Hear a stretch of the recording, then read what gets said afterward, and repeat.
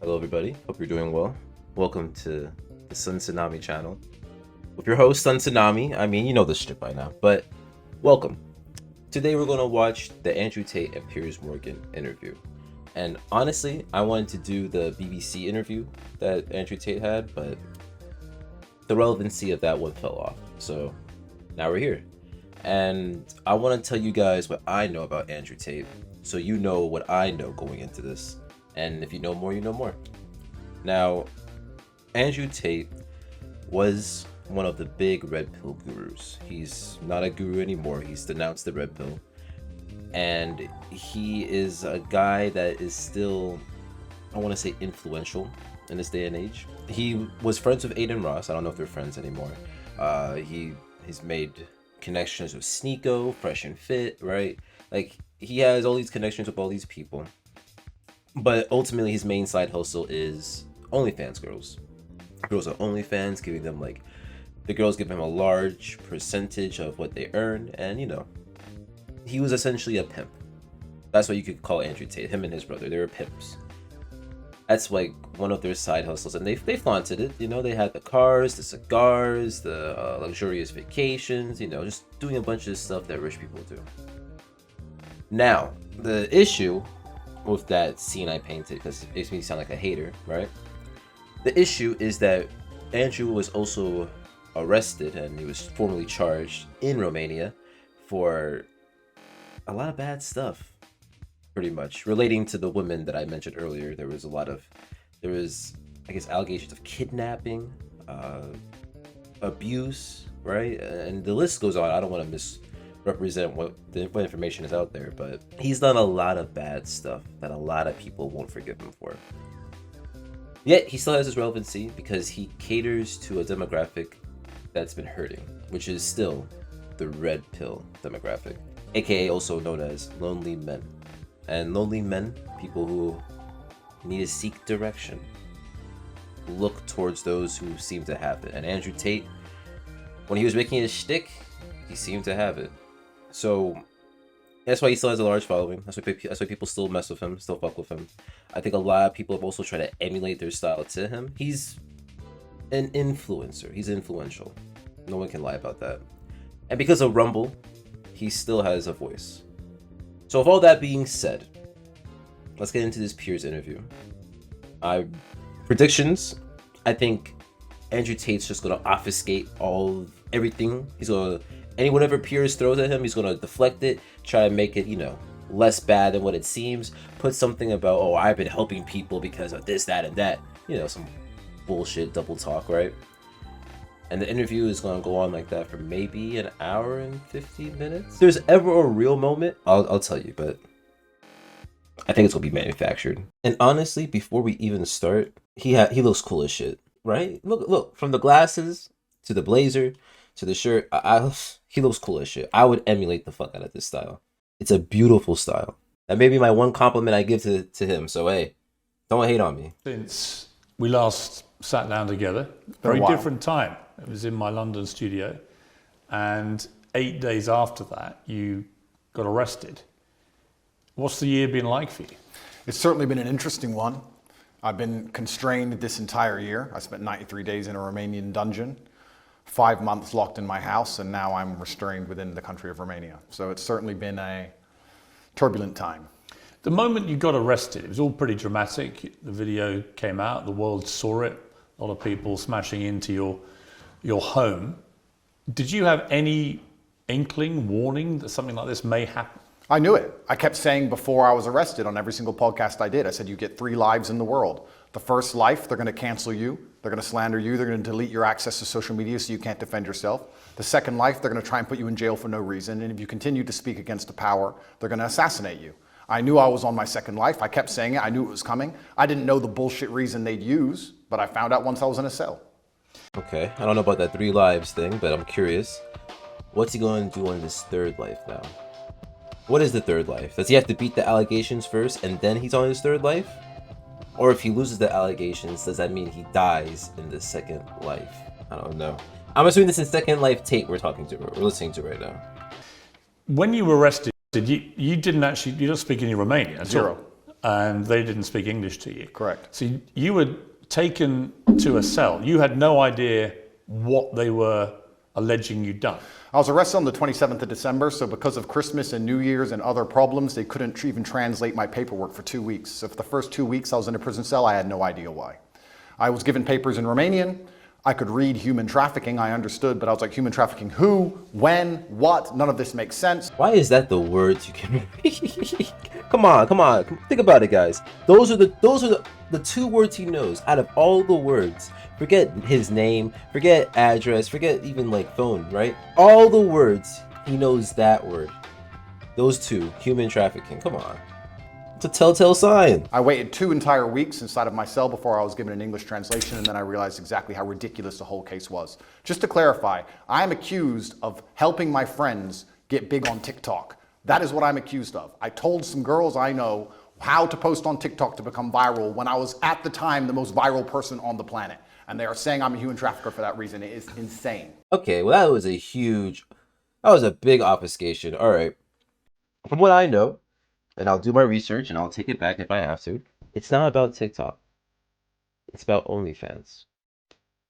It's because you would lead these girls to come all the way to Romania, they're your girlfriend, you guys are talking, you're actually like trying to hook up with these girls, so you're making them feel that way, and then they come, then you lure them into a false sense of security, you get them into really doing OnlyFans, because I don't even think they all start off as OnlyFans models. You get them into being an OnlyFans model, and then once they start actually making money, and once things start going the normal route, that's when you switch like cold turkey. You just, and then it's like, fuck her, she doesn't mean anything.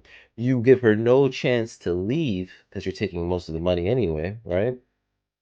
But you make it in a way where she has to stay with you, essentially giving her Stockholm syndrome.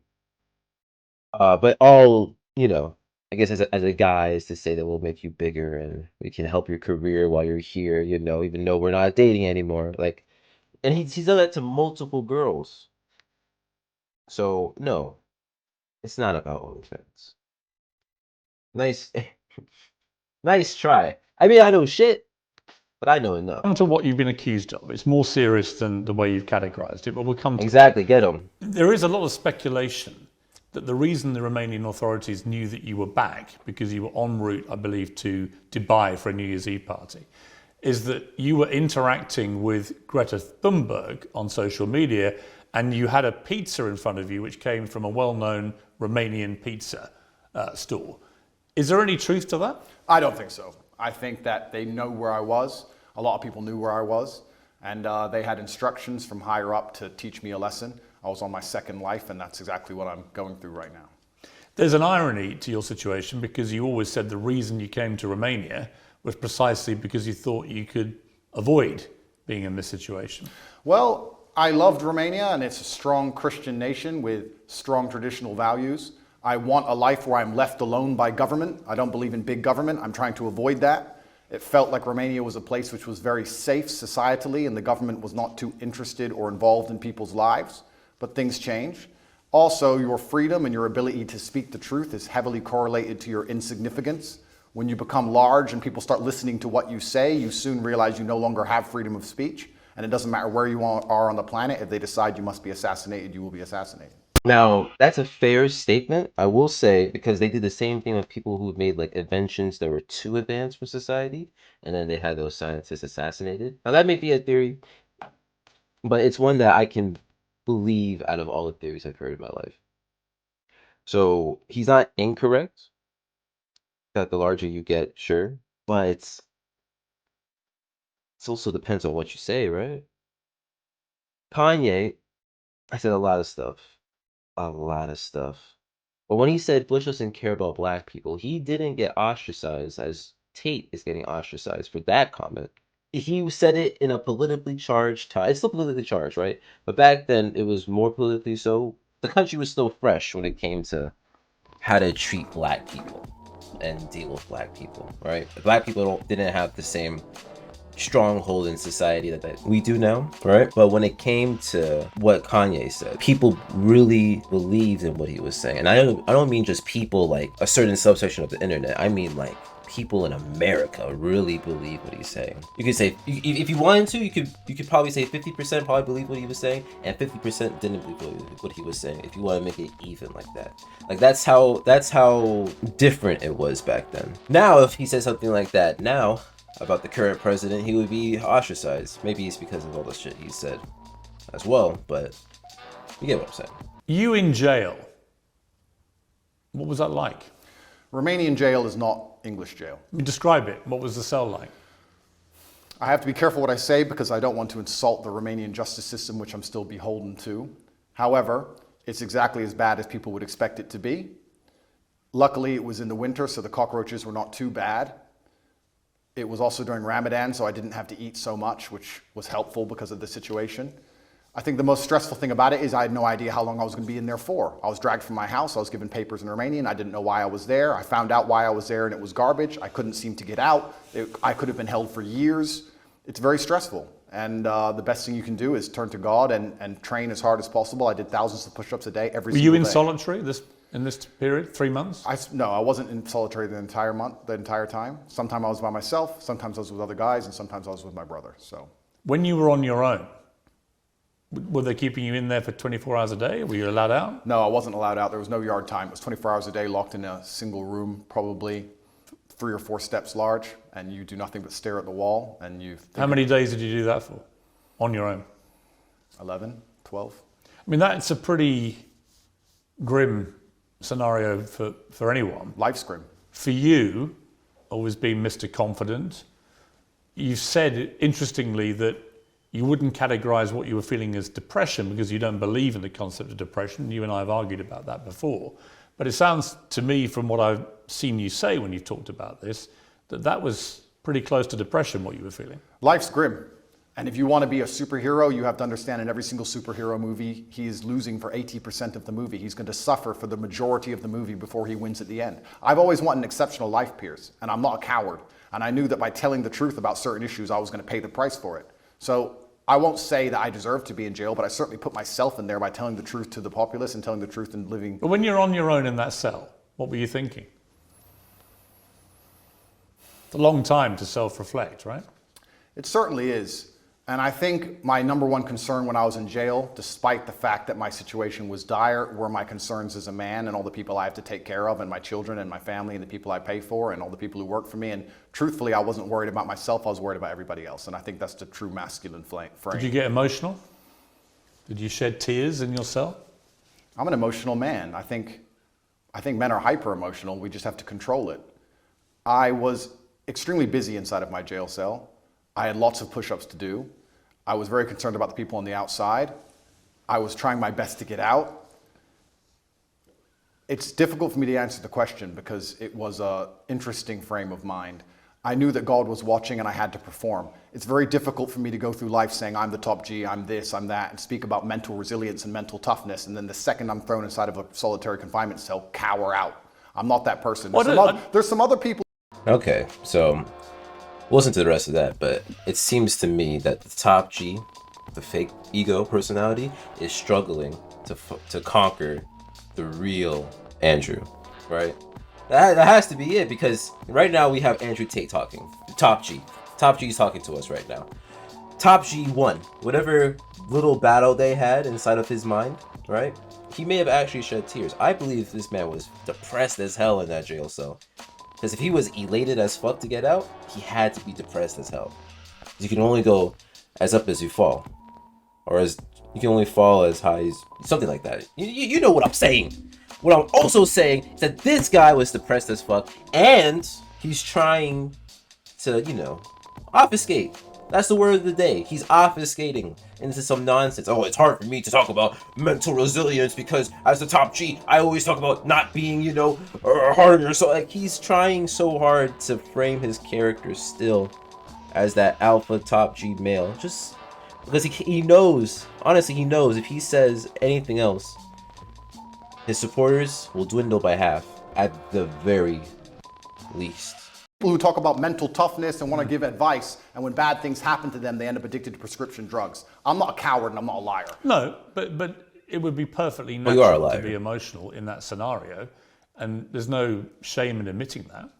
I was emotional. I missed people.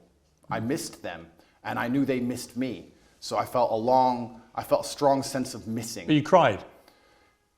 There were tears that ran down my face. He was depressed. But I did not cry. He was depressed. I mean, that's crying.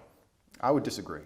Because you're worried about admitting that. You think it sounds Absolutely weak. not. That's a perfectly fine scenario to cry in, but I think the act of crying is an act of desperation. To sit and to cry is an act in and of itself. To do push-ups thinking of your children with tears running down your face, but you're concerned with finishing as many push-ups as possible within that day, I do not consider that crying. I consider That's that crying. tears running down my face. That's crying. When you found out what they were That's crying while doing alleging push-ups. you'd done, sexual assault, exploitation, and so on, what did you feel about that? What was your first reaction? My first reaction was, the standard playbook. The standard playbook for anybody who speaks up against power is sexual exploitation. Isn't it the normal one they go to? Can't we name I was about to do a Kanye example, but then Kanye did show Adidas employees porn. So I don't have a good point here. Oops. like 10 or 15 people right now, they hit him with this exact same garbage? Name a full-grown man who's 36 or 37 years old who's not had sexual relations with a woman at some point in the past. And the way the Matrix works is they lie by omission, right? They just hit Russell Brand with it. I think they hit P. Diddy with it this morning. Julian Assange just got hit with it. He's still in a cell. But lots of people get hit with these allegations and it turns out to be true. A lot of people get hit with them and they turn out to be false. Yeah, but you're sort of trying to make out all the people you just named are innocent. You don't know that. Of course I don't know that, but a lot of people get hit and it turns out to be false. Why would you assume they're innocent? Well, I'll tell you why. Because the way the Matrix operates is it chooses something which is heinous. If they accuse me of drug dealing, nobody would care. They choose something which is heinous, so the process itself is a punishment. So they damage your reputation throughout the process, regardless of whether it's successful or not. Then what they do is they lie by omission. They throw you in a cell and they contact everyone you've ever interacted with. 2,000 people I know were called, and they were looking for one person to say they're a victim. By the way, they failed. They did not even find one. But if they did, they would then say, Andrew Tate's victim, he's a sexual assaulter. And they would remove the testimony of the 1,999 people who said, I'm a very nice man. Lie by omission. And then they put together this entire package, use the mainstream media to convince the world that you deserve to be in jail. And that is how the Matrix operates. I mean, to be clear, I don't know if you're guilty or not. I do. You're perfectly entitled to say that. And you know, right? Of course I know. But I don't know. And I will await any trial that comes to see what comes out in the trial and see what happens, right? So I'm not going to prejudge the trial. I'm not going to judge you and say, I think you're guilty. I don't know, right? We are where we are. You've been charged with serious crimes and it's likely you'll face a trial and we'll see how that all plays out, obviously. Going back to jail, how were you treated by other people? Everybody in jail was extremely apologetic to me. All of the What? staff, the police officers, everyone who worked in the jail, the person who served me my meal, everybody was very sorry for what happened to me. They made it very clear they knew it was garbage, and they were apologetic. That was the only vibe I could give you. They were kind of like, listen, you got too big. I'm sorry. This is how things work. And sorry, here's your meal. Nobody had any real problem with me. None of the prisoners had a problem with me. Did you get into any fights? There was a couple scenarios where violence could have occurred, but I think once people realize that violence is a certainty and that you do not operate under a fearful realm, they often aren't so interested. So people threatened you? I wouldn't say they threatened me, but they would have liked to have got the opportunity to threaten me. What? And what happened? What kind of cocky bullshit is this? Come on, bro. Like, how egotistical do you have to be? First of all, everyone, you can't even speak the goddamn language. Do you hear me? You can't even speak the fucking language. How are you going to tell me that, oh, I just knew what he's thinking, and I knew what they were thinking, and I was already aware what they were thinking? You're... Fuck you, bro. I'm getting heated, but it's some bullshit. And they realized that would have been a bad decision. And all in all... Well, what did you say to them? Because you don't speak Romanian, so... Get I him! didn't, you're right. I actually used a quote from Street Fighter. You're pissing I me said, off. I quoted Dowson, and I said, they do not understand the secrets of yoga fire, because I knew they had no idea what I was talking about. It was near the washing machines, and they looked at me like I was completely crazy, and they walked away. There's more than one person. Correct. And they made it clear what? That they wanted to... I have to be careful what I say, because I'm still beholden to Oh, the Romanian here judicial we system. go. but Gotta be careful. That's just an incident in jail. That's Correct. nothing to do with the system. An incident report was written, and it's better I don't mention it. It was a direct threat to you. I've had threats, yeah, and I have threats every single day of my life, and I think jail is a hyper-pressurized version of reality. And you need to have an extremely strong mind so you don't attack yourself, and an extremely strong body so others don't attack you. And I understood that there was a threat of violence at all times, and I just decided to go through life extremely respectfully, but make it clear if that's a decision somebody else wants to make, that I'm prepared to partake. One of the things I would think. I'm just so confused. So hey, so you tell me, Brody, let's assume it was me and I'm saying all this bullshit he said. So is this a scenario that happened? I'm like, they're coming at me. I can see that they're brandishing weapons. They have their fists up, whatever. Let's say it's two people. I'm like, are you sure this is what you want to do? They do not understand the ways of yoga fire. So you're speaking a language they most likely do not understand as well. And then they think you're crazy because you're a foreigner? Is that what it is? Come on. Hey, if you're going to lie, make it make sense, stupid. Think about, other than my family, immediate family, but one particular member of my family, if I found myself in jail, would be my mother, and what she would be feeling and what she'd be thinking. She's been incredibly supportive to me. I know yours has to you. Did you think about your mother? I was extremely concerned for her. I was concerned because the media establishment were hounding her. She was obviously very worried, but she knew she raised strong sons. But we're her number one protectors, and I was concerned for her. I wasn't concerned for myself in jail. I didn't even suffer in jail as much as I did when I got out. I didn't have nightmares in jail. I had nightmares once I left jail. I was in the middle of a battle. I don't think you get PTSD while you're fighting. You get it afterwards. I was in the middle of a battle trying to make sure that everybody I love and care about is taken care of, and trying to make sure that bills are paid.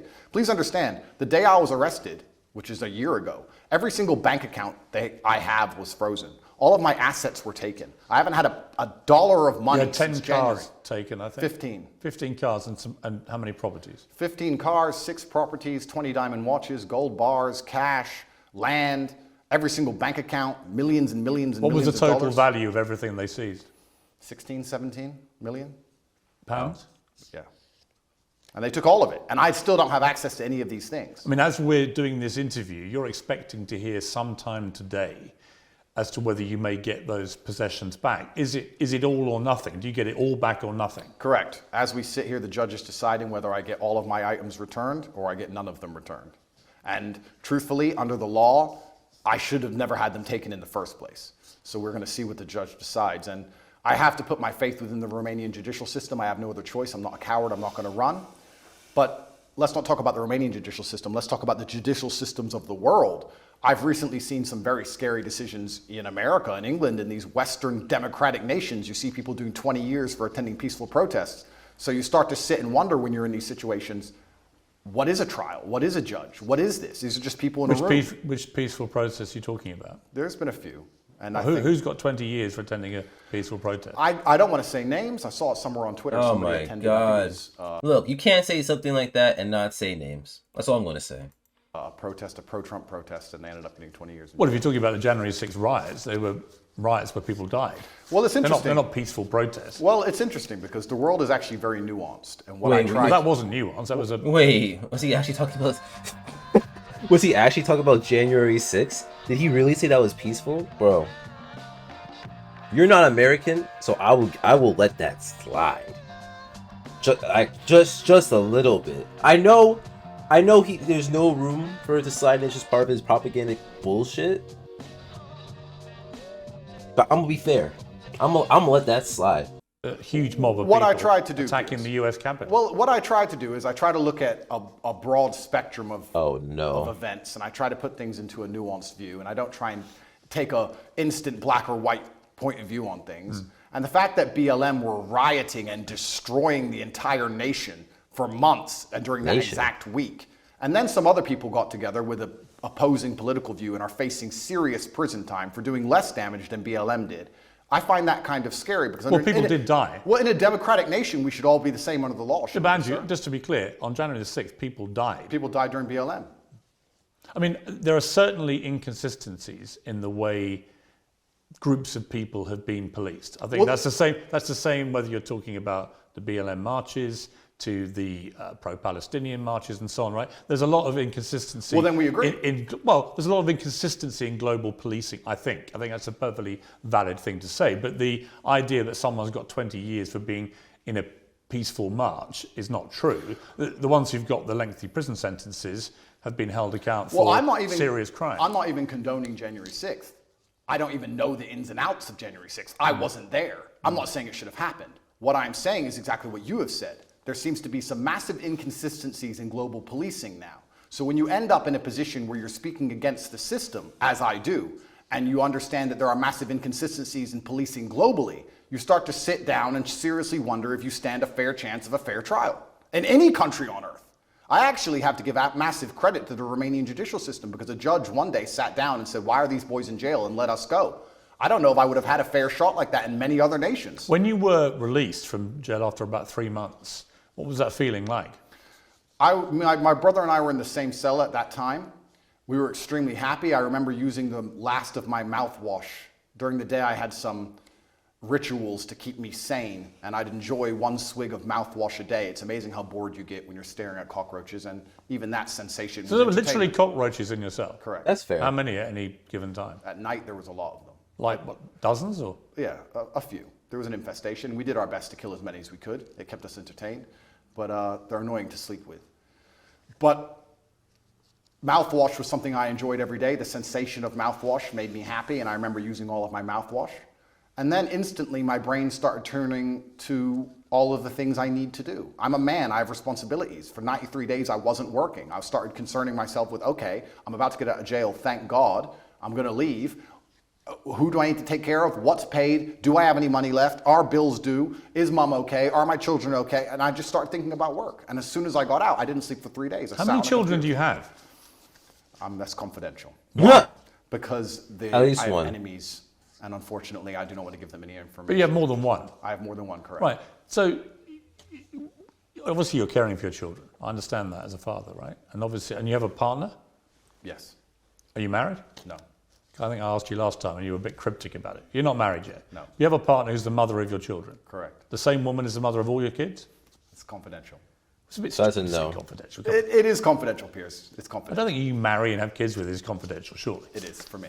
Really? Of course, I am basically #1 enemy of the state, Piers. Look what they've done to me. What have they put me in jail for? At the beginning of this garbage, people were sitting there thinking, maybe he's a human trafficker. It's been a year. Who? Show me a picture. Show me a video. Who's even a victim? There's nobody. The whole thing is made up. Well, we're going to come to what they say you've done, right? We're going to come to that. But I'm just curious. You come out of prison. You've got no ability to access any of your assets. How have you been functioning financially since then?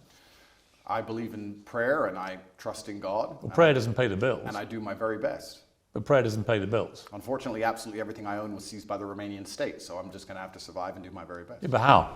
He must have some hidden funds. There has to be. Like when I get to his level, or even like steps below his level, I'm gonna have like the most hidden of funds somewhere in a foreign country. I don't know. There's gonna like he may have sold something. He may have accessed something hidden. Like there has to be something. I'll function on no income at all. Seems you can. How? I'm doing my very best, Piers. What does that mean? It means I'm doing my very best. Absolutely everything I own is taken by the Romanian state. I don't have anything they don't have.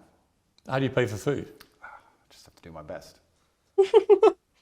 Just my best. What does that mean? It means that I believe in God and I pray. Well, God's not going to pay your bills. God has been paying my bills so far, it seems. It's amazing how far faith can take you. It's often when you have absolutely nothing left, people turn to faith, but you should turn to faith first, and you should believe in God when things are good, and then He will be there when times are bad. Initially, you were put on this sort of rolling 30-day house arrest, and they kept renewing that month by month by month. And then in June, you and your brother and 2 others were formally charged with rape, trafficking, and forming an organized crime group to sexually exploit women. And there were 7 alleged victims named in the indictment. You said at the time, I look forward to being found innocent. You said earlier, who are these women? Well, there are 7 named in the indictment. Yeah, have you seen the videos of them on the internet saying we're not victims? They made us be victims. We told them Well, we that weren't will all victims. presumably be analysed in a trial. Do you know when the trial may be? I have no idea. It's going to be a Do you long... believe it will happen? I'm not sure. it could get to a point where a judge anytime before the trial decides his case is garbage and throws it away. If you ask me what I believe happened, it's very simple. They threw me in a jail cell knowing they had no case, knowing they had no victims, but they thought if they plaster me all over the MSM and they say that I'm a bad person and they call enough people, they will find the case they want. They couldn't find it. You name the date they charged me. They had 6 months to charge me. Usually the Romanian state, even the American embassy confirms to me, charges within 30 days. With me, they used all 6 months trying to build a case and find actual victims of an actual crime. They couldn't. They charged me on the very last possible day they could, unless they'd have to drop the entire case. And they charged me with garbage because they have nothing. There are no victims. I've done nothing wrong. And they've tried very hard. And let me say something very pertinent to the audience here.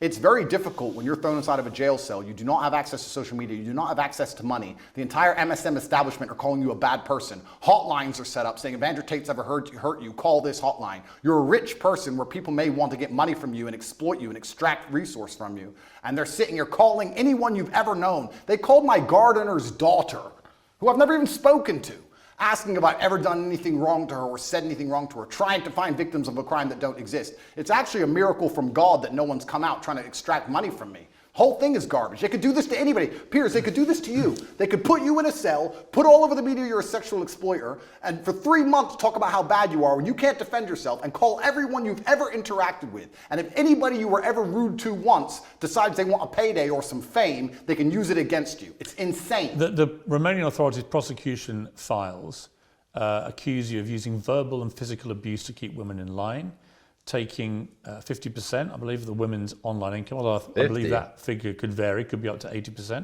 80, yeah, No, up to 80. They accuse me of exploiting women who did TikTok. The same women who say we were not exploited, he just told us how to do TikTok. Also, in the prosecution file, if you want to talk about it, there's not a single...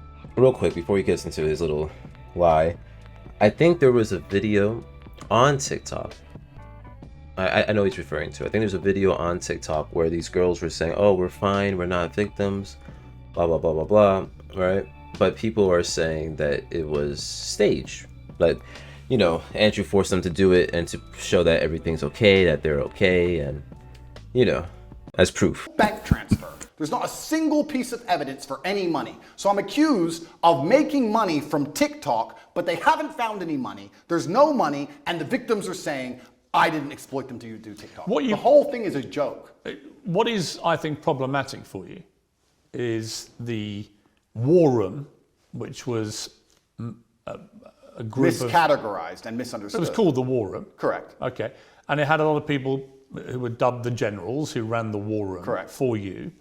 And the war room had 500 to 600 members who paid, I think, $6,000+ to be a member of this.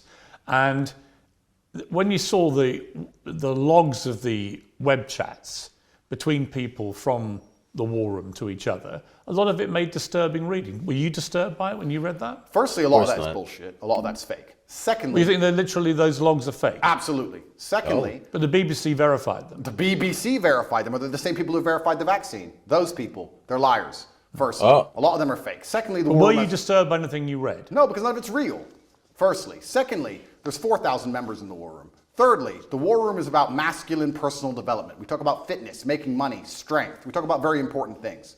There's 4,000 members inside. If you're telling me that amongst 4,000 members with 24-hour chat 7 days a week for the last 5 years, they've managed to find 2 guys talking locker room talk, and that somehow offends the world, then nobody understands how the world works. That's not... I'm pretty sure the logs were more so in the lines of sexual assault, rape, and, you know, just bad stuff, a lot of bad stuff. I'm pretty sure that's what it was. So, locker room talk, for criminals, most definitely. Not why I was in jail. It's nothing to do with the war room. I was in jail because I spoke against power, because I told the truth about COVID, because I told the truth about the war in Ukraine, because I told the truth about all of these things. I don't understand why people would want to put you in jail for giving your opinions about COVID or Ukraine. Why would they? Why wouldn't they? Well, why would they? Why would they say that Andrew Tate's opinion is so important on Ukraine that we have to put him in jail? I don't buy that. Okay, because I was the most Googled man on the planet, and I had a huge affinity with the most troublesome demographic for the Matrix, which is the young masculine youth, the people who you need to die in wars, the people who you need to psyop into being slaves to build the roads while telling them that they're not allowed a point of view and they're not allowed an opinion on anything. And I was saying things which was going against the narrative. And the Matrix, the way it operates is it uses the MSM to purport lies, to inject slave programming into people's brains so that we live lives which are not good for us but are good for them. And I was sitting there unplugging it. Why would they sit there and say, we've put together this massive psyop. We're going to convince everybody to inject themselves with poison, and we're going to lock everyone in their houses, and it's all a lie, and we're going to let this one guy who everyone listens to. Andrew, it wasn't all a lie. Yes, it was. It wasn't. There was a new novel coronavirus. Okay, I'll tell you what. I'll tell you what the facts were, and you can then laugh at them if you wish. Sure. But there was a novel coronavirus, COVID-19. It was killing thousands of people a day. Really? Yes, That's absolutely. scary. Yeah, and I know people who died.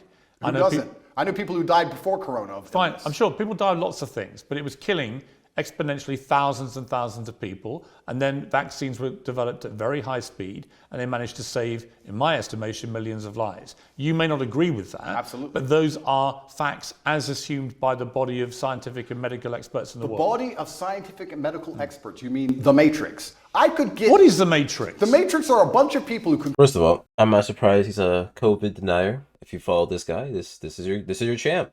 He looks cool as hell, but that noggin, dumb. Come up with studies from the sky to say anything they want them to say, so they can use the MSM to purport garbage inside of people's minds. So you end up locked in your house, clapping for the NHS like a performing seal, injecting yourself with experimental poison for the 9th time.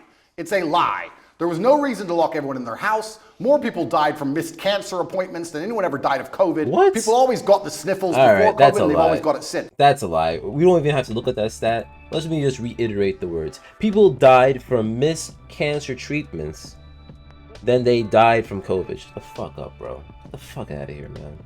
Dumb as shit. Let me ask you a question. Hang on, sir. it wasn't. Where is COVID gone? It wasn't. Diseases don't go away. It wasn't. Where's COVID gone? It wasn't. It's still there. COVID strains have got milder, as indeed flu did. Flu used to so kill. it's gone away now. Well, flu pandemic in about 100 years ago killed 50 to 100 million people, and it's got steadily milder over the decades since. This is normal medical science pathway for most pandemics, right? So on that, I mean, your sort of cast iron, it was all Matrix MSM nonsense is palpably untrue. Well, I'll tell you why that's not untrue. Let me tell you my personal experience with COVID. Hey everybody, this is actually where we're going to end the video, and if you wanted more, don't worry. Part 2 is going to come out tomorrow around the same time. I just didn't want to overload you with too much information. I feel kind of bad when I make hour-long videos, depending on the topic of course, but for this one, you can only take so much Andrew Tate, you understand? I need you guys to really soak in all the bull that he gave you and digest it for the next time.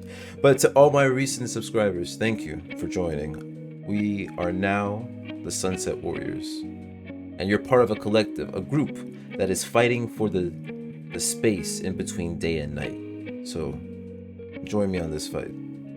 And to everyone that's watching, please, I hope you do subscribe, join us, and let's be the best. Let's be one of the strongest people on YouTube.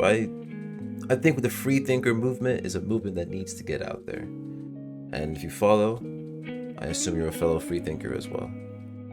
So with all that being said, this is Tsunami shining out. Peace.